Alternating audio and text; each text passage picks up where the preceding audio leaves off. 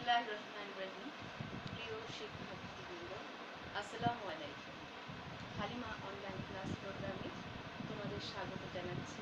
আমি তানজিনা সাজিদ, সহকারী অধ্যাপক, বাংলা বিভাগ, হালিমা গার্লস স্কুল ও কলেজ ভর্তি।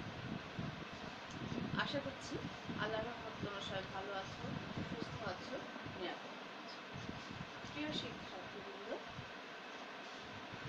একাদশ দ্বাদশ শ্রেণীর প্রিয় শিক্ষার্থীবৃন্দ, আমরা গত ক্লাসে বাক্য রূপান্তর এই বাংলা ব্যাকরণের এই অংশটি থেকে চর্চা করেছিলাম। সেখানে যে বিষয়গুলো চর্চা করেছিলাম সেগুলো ছিল বাক্য বলতে কী বোঝায়, একটি সার্থক বাক্যের বৈশিষ্ট্য, বাক্যের প্রকার। আমরা এই বাক্য রূপান্তরের বাক্য তত্ত্বের একটি গুরুত্বপূর্ণ অংশ নিয়ে বিষয় নিয়ে আজকে চর্চা করব। বিষয়টি হচ্ছে বাক্য রূপান্তর। আমাদের পরীক্ষায় এই বাক্যতত্ত্ব ব্যাকরণ অংশ থেকে এই বাক্য রূপান্তর বিষয়টি কিন্তু খুব গুরুত্বপূর্ণ। প্রথমে আমরা আসি বাক্য রূপান্তরটা কি। বাক্য রূপান্তর হচ্ছে যে বাক্যের অর্থের পরিবর্তন না করে বাক্যের এক রূপ থেকে আরেক রূপে যে রূপান্তর বা পরিবর্তন, এটা হচ্ছে বাক্য রূপান্তর। আমরা গঠন অনুসারে বাক্যের প্রকারগুলো জানি: সরল বাক্য, জটিল বা মিশ্র বাক্য বা যৌগিক বাক্য। আবার নির্দেশক বাক্য অনুসারে অর্থের দিক দিয়ে বাক্যকে যেমন প্রকারভেদ করেছি: নির্দেশক বাক্য, প্রশ্নসূচক বাক্য। এই যে প্রকারভেদটা আমরা বুঝেছি, সেই প্রকারভেদ যদি বুঝে থাকি তাহলে আমাদের বাক্য রূপান্তর করতে সুবিধা হবে। যেমন আমাদের বুঝতে হবে নির্দেশক বাক্য কী, কিংবা সরল বাক্য কী, জটিল বাক্য কী বা মিশ্র বাক্য কী, যৌগিক বাক্য কী, জটিল বাক্যে কী কী থাকলে জটিল বাক্য হয় বা তার বৈশিষ্ট্য কী। এই বিষয়গুলো যখন আমাদের নখদর্পণে আসবে তখন আমরা এই বাক্য রূপান্তরটা করতে পারবো, যে বিষয়গুলো আমরা গত ক্লাসে চর্চা করেছি। তাহলে শুরু করছি বাক্য রূপান্তর। আমরা প্রথমেই করব সরল থেকে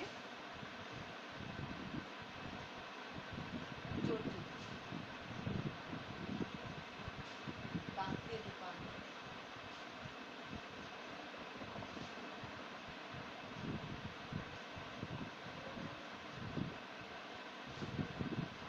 সরল থেকে জটিল বাক্যের রূপান্তরের ক্ষেত্রে অবশ্যই আমাদের বুঝতে হবে সরল বাক্যের বৈশিষ্ট্য কী, জটিল বা মিশ্র বাক্যের বৈশিষ্ট্যটা। আমরা সরল বাক্যে জানি যে একটি মাত্র কর্তা থাকে এবং সেক্ষেত্রে আমাদের বাক্য পরিবর্তিত হলেও মূল অর্থ অপরিবর্তিত থাকবে। সরল বাক্যের কর্তা বা উদ্দেশ্য ও সমাপিকা ক্রিয়া বা বিধেয়কে পরিবর্তন না করে সাধারণত জটিল বাক্যের প্রধান খণ্ডবাক্য গঠন করতে হবে। সরল বাক্যের বাকি অংশকে আশ্রিত খণ্ডবাক্যে পরিণত করতে হবে। প্রিয় শিক্ষার্থীবৃন্দ, আমরা যে বিষয়গুলো বুঝলাম বা শুনলাম, বিষয়গুলো আসলে বোঝার বিষয়। সেগুলো হচ্ছে যে আমাকে সরল বাক্যের যে কর্তা থাকে সেই কর্তা একবারই উল্লেখ থাকবে, একাধিকবার তার উল্লেখ করব না। এবং সরল থেকে যখন আমরা জটিল করব তখন দুটো খণ্ডবাক্য থাকবে, একটা প্রধান খণ্ডবাক্য এবং একটি অপ্রধান খণ্ডবাক্য। এবং এই প্রধান এবং অপ্রধান খণ্ডবাক্যের মাঝখানে একটি কমা চিহ্ন বসবে এবং আমরা সাপেক্ষ সর্বনাম এবং নিত্যসম্মত অব্যয় দ্বারা যুক্ত করব। গত ক্লাসে আমরা সাপেক্ষ সর্বনাম এবং নিত্যসম্মত অব্যয় বিষয়টা জেনেছিলাম, যেমন যে, সে, যিনি, তিনি, যারা, তারা, যদি, তবে, যদিও, তবু, অথবা, কিন্তু, যদি, তবে ইত্যাদি আমরা সরল বাক্য থেকে জটিল বাক্য রূপান্তরের সময় অবশ্যই উল্লেখ করব। আমরা তাহলে উদাহরণে আসি। আমরা যে প্রথম উদাহরণটা লিখব, উদাহরণটা হচ্ছে: ভালো ছেলেরা শিক্ষকের আদেশ মেনে চলে। ভালো ছেলেরা শিক্ষকের আদেশ মেনে চলে। এটা কোন ধরনের বাক্য আমরা দেখতে পাচ্ছি? এটা একটা সরল বাক্য। এটাকে যদি আমরা জটিল বাক্য রূপান্তর করতে চাই তাহলে প্রথমে জটিল লিখতে হবে বা মিশ্র বাক্য লিখে রূপান্তর করতে হবে। বাক্যটা কি? যে ভালো ছেলেরা তাহলে এই ক্ষেত্রে আমরা কি করব? এক হচ্ছে বিষয় দুটা, এক হচ্ছে শিক্ষকের আদেশ মেনে চলা, আর একটা হচ্ছে ভালো ছেলে। তাহলে আমরা দুটো অংশ ভাগ করে ফেললাম, একে এক খণ্ড করব। যারা ভালো ছেলে, কমা দিলাম। যারা সাথে কি হয়? তারা, তারা শিক্ষকের আদেশ মেনে চলে। তো শিক্ষার্থী কিন্তু আমরা দেখতে পাচ্ছি যে এখানে দুটো খণ্ডবাক্য, একটা প্রধান খণ্ডবাক্য এবং একটি অপ্রধান খণ্ডবাক্য। প্রধান প্রধান অপ্রধান খণ্ডবাক্যের মাঝে একটি কমা চিহ্ন আছে, এবং আমরা সরল বাক্যে দেখব অখণ্ড একটা বাক্য, এবং এই অখণ্ড বাক্যটাকে দুটো খণ্ডে ভাগ করে ফেললাম, কমা চিহ্ন দ্বারা খণ্ড করে ফেললাম, এবং সাপেক্ষ সর্বনাম যারা, তারা, তারা কে যুক্ত করে অর্থপূর্ণ করে ফেললাম। তাহলে আমাদের সরল থেকে জটিল করার সময় কি খেয়াল করতে হবে? একটা অখণ্ড বাক্যকে খণ্ড করতে হবে, প্রধান এবং অপ্রধান অংশ দুটো থাকবে, মাঝখানে কমা বসবে, এবং এই দুটো খণ্ড বাক্য সাপেক্ষ সর্বনাম বা মৃত্যু সম্বন্ধনী অব্যয় দ্বারা যুক্ত থাকবে। যেমন এখানে সাপেক্ষ সর্বনাম যারা দ্বারা যুক্ত হয়েছে। অবশ্যই আমরা সাথে খাতা কলম রাখবো, না বুঝলে বিষয়গুলো উল্লেখ করতে হবে। আচ্ছা, এরপরে আমরা আরেকটা আসি, ভিক্ষুককে দান করে। এটা কোন ধরনের বাক্য? আমরা বুঝতে পারছি সরল বাক্য। এটাকে আমরা কি করব? জটিল বাক্য। প্রথমে লিখে দেব জটিল বাক্য। ভিক্ষুককে দান করে। এখন ভিক্ষুক একটা অংশ, দান আরেকটা অংশ। তাহলে যে ভিক্ষুক কমা তাকে দান করে। আমরা বুঝে গেলাম দুটো বাক্য, এক হচ্ছে খণ্ড প্রধান বাক্য আর অপ্রধান বাক্য। তাহলে আমরা দেখতে পাচ্ছি কি আছে?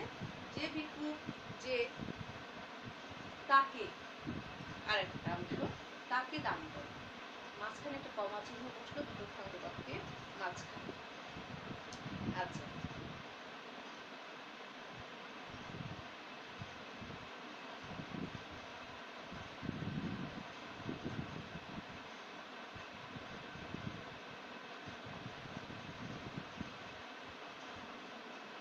এরপরে আমরা আরেকটা অংশে যাই। পড়াশোনা করলে ক্ষতি কি?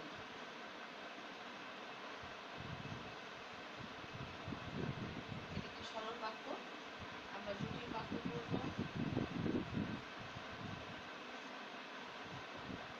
পড়াশোনা করা একটা অংশ, ক্ষতি আরেকটা অংশ। বাক্যটাকে ভাগ করে ফেলব, অর্থের পরিবর্তন না করে।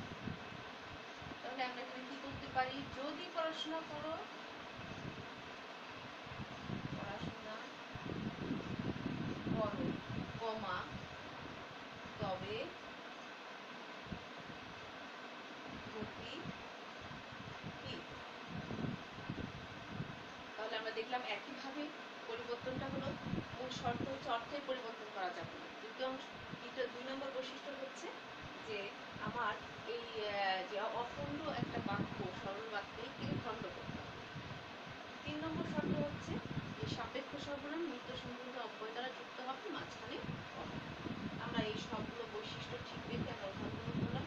আশা করি সরল থেকে জটিল করার সময় যে বিষয়গুলো মনে রাখতে হবে তোমরা সেই বিষয়গুলো স্পষ্ট হয়েছে।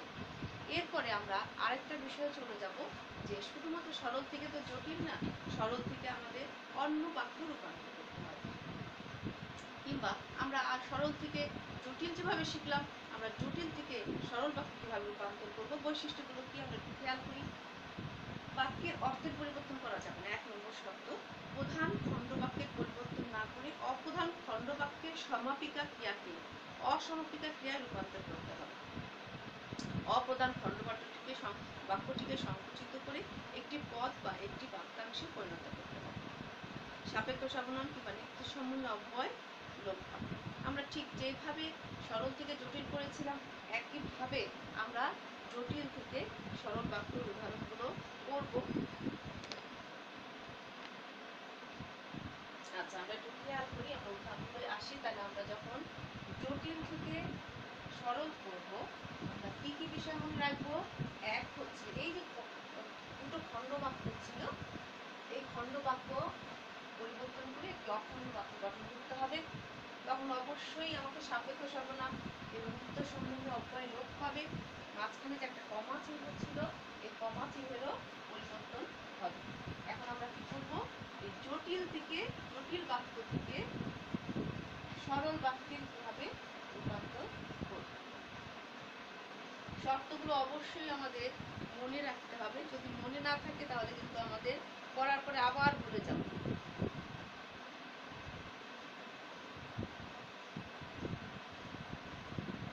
যাদের বুদ্ধি নেই, আমরা উদাহরণে আসি, যাদের বুদ্ধি নেই কমা তারাই এ কথা বিশ্বাস করে। আচ্ছা, আমাদের শর্ত হচ্ছে জটিল থেকে যখন সরলে যাব প্রথমেই কমা চিহ্নের কথা ভুলে যাব। তারপরে যে যাদের তারাই, এই যে সাপেক্ষ সর্বনামগুলো বা নিত্য সম্বন্ধে অব্যয় থাকলে সেটা উঠিয়ে ফেলতে হবে।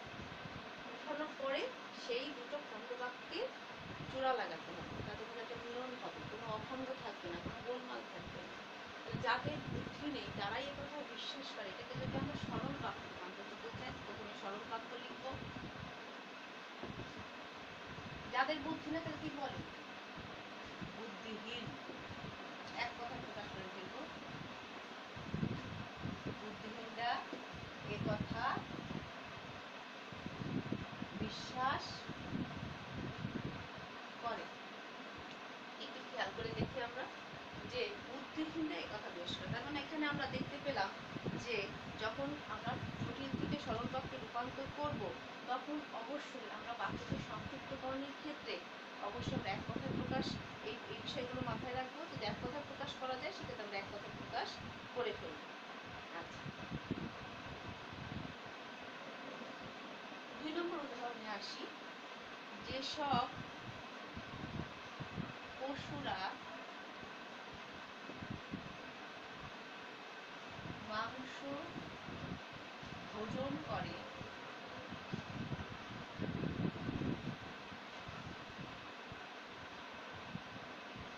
তারা, যেসব পশুরা মাংস ভোজন করে তারা অত্যন্ত বলবান। তারা অত্যন্ত বলবান।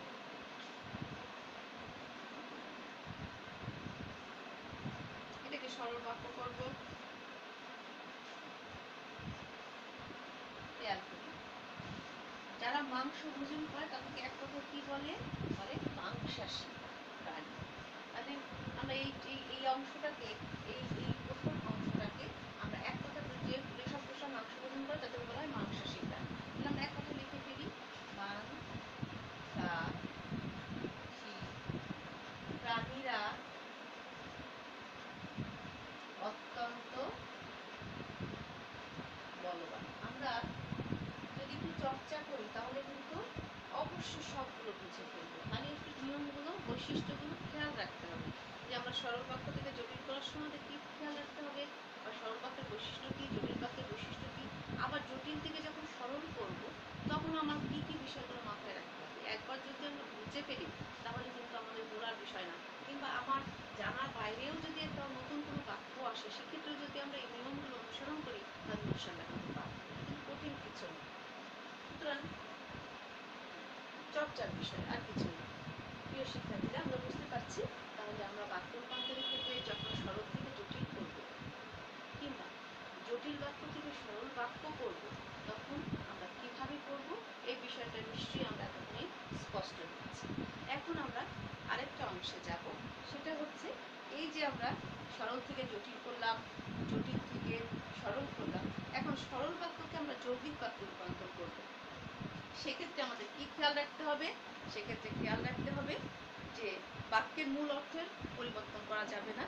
সরল বাক্যের অসমাপিকা ক্রিয়াকে সমাপিকা ক্রিয়ায় পরিণত করে স্বাধীন খণ্ডবাক্য গঠন করতে হবে। খণ্ডবাক্যগুলো সংযোজক অথবা বিয়োজক অব্যয় দ্বারা সংযুক্ত করতে হবে। সংযোজক অব্যয়গুলো কি করতে হবে? সংযোজক এই যে বাক্যগুলো আমরা খেয়াল করে দেখি, আমরা একটু করে উদাহরণগুলো নিয়ে আসি, তাহলে আমাদের আরো স্পষ্ট হবে।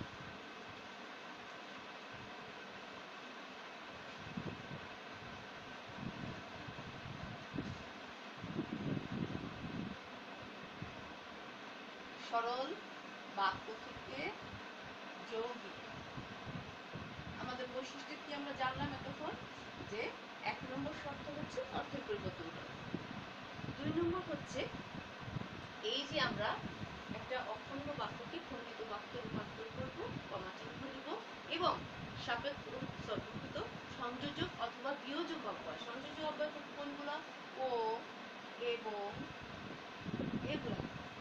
বিয়োজক অথবা নতুবা, সংযোজক অথবা বিয়োজক অব্যয় দ্বারা এই বাক্যগুলোকে সংযুক্ত করতে হবে এবং যুক্ত করতে হবে। প্রিয় শিক্ষার্থীবৃন্দ, একটু খেয়াল করি, আমরা উদাহরণে আসি। প্রথমে উদাহরণে আসি। সে বাড়ি এসে পড়তে বসল। এটা একটা সরল বাক্য, আমরা জানি। এটাকে আমরা যৌগিক বাক্যে রূপান্তর করব।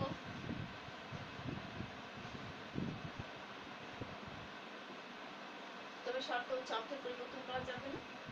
সে দুটো অংশ, সে কাজ হচ্ছে দুটো, ক্রিয়াপদ কিন্তু দুটো। সে বাড়ি আসলো, আবার পড়তে বসলো। দুটো কাজকে আমরা খণ্ড করি। সে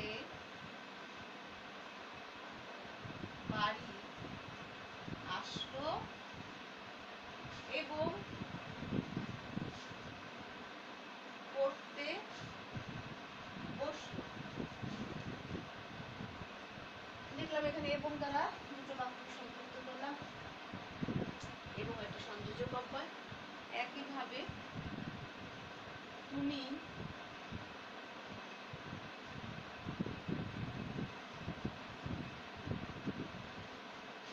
আসলে, তুমি পড়াশোনা শেষ করে